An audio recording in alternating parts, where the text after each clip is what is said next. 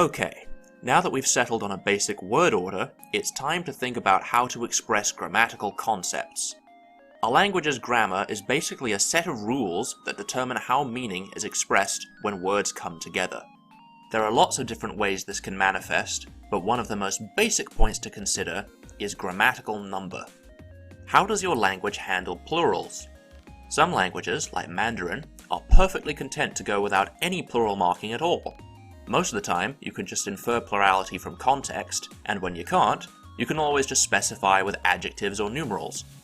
Most languages will have an unmarked form of the noun that's interpreted as a singular, and a special form marked by a prefix or suffix that creates a plural interpretation. This plural marker will likely come from a word that means something like many, all, or some other quantifying adjective, but sometimes it gets encoded through reduplication, repeating all or part of the word to indicate more than one of something. Some languages, like Arabic, Ancient Greek, and Navajo, include a dual number, a special noun form that specifies that there are exactly two of something, which, as you might expect, usually evolves from the numeral 2. Some languages have yet further strategies, like paucals for a small number of something, greater plurals for very large amounts of something, or collectives for all of something. For the sake of simplicity, let's say that this language has an unmarked singular and an adjective that means many that when preceding the noun is interpreted as a plural. How does your language express tenses? Some languages, like Mandarin, don't have any tenses at all. To a European language speaker, that might sound entirely nonsensical. If they have no tenses, how do they express things that happened in the past or future? Well, if they need to specify, they can just use adverbs or time phrases. This sort of system isn't necessarily that strange. In Finnish, there's no dedicated future tense, they just specify with adverbs. Hell, we even kind of do this in English with the word will. On the other hand, some languages, like Turkish, have as many as 20 separate tenses that break down temporal distinctions in excruciating detail. Some languages have a tense that describes a verb that happens universally, some distinguish things that happen in the recent past versus what happened a long time ago, some do the same thing for the future, for hypotheticals, for saying that an action occurred in the past relative to another verb, you name it. We'll include just a couple of basic tenses for our sample language. It's very common that the present tense gets no special marking or construction. If nothing suggests otherwise, the assumption is generally that the sentence is in the present tense. A future tense can evolve from loads of different places, from words that mean to go, to stand, to be, to want, to hope, to need, or from adverbs like later. Very often, tense marking is encoded via auxiliary verbs, verbs that modify the meaning of the main verb, often called the lexical verb. For example, in English, we use have as an auxiliary verb that means that the action has been completed. For our tense system, let's say the future tense is marked by using the verb to go as an auxiliary, which is a very common pathway in lots of languages, even English. It's important to note that a head initial language is most likely to put the auxiliary verb before the lexical verb, and head final languages will put it after. Since our language is pretty definitively head final, our auxiliary verbs will come after the main verb at the very end of the sentence. So a sentence like, person, animal, see, go, would be interpreted as, the person will see the animal. As for the past tense, that's a little bit more tricky to figure out. It's actually pretty unusual for a language to simply have a single dedicated past tense without mixing in some kind of aspectual distinction.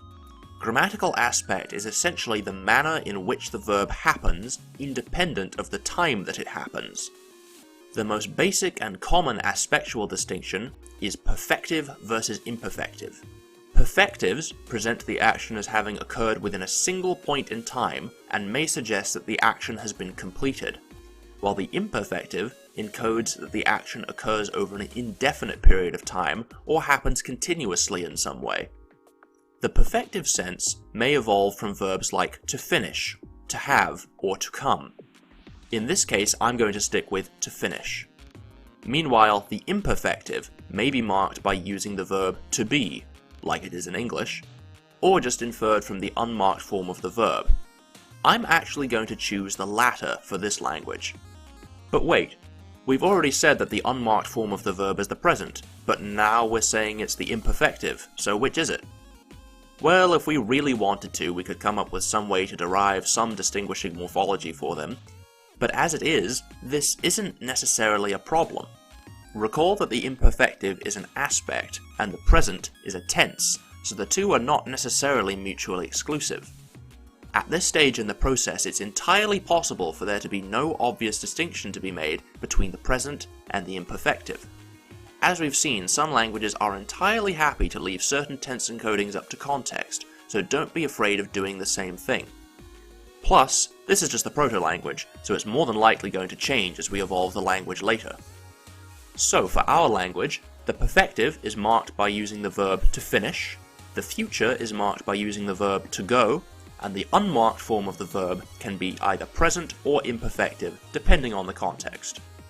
If you're looking to add further complexity, you could add an inchoative aspect, a habitual aspect, a usitive aspect, or anything else you can come up with, but for now, we'll leave it at that. We'll come back to talk about verb morphology in a future video, but before we finish up, let's talk about valency. A verb's valency essentially refers to whether or not it can take an object. Some verbs, like jump, are inherently intransitive, that is, they can only take a subject and never an object. Whereas other verbs, like entangle, just seem kind of lacking if they don't explicitly state what the object is. Many languages will have ways of taking an inherently intransitive verb and changing it to a potentially transitive verb, and vice versa. These are called valency changing operations, the most notable of which are the passive and the causative. With the passive, we can take a transitive sentence like I see you and turn it into an intransitive sentence, you are seen by me, allowing us to take the old subject and background it, or just get rid of it completely.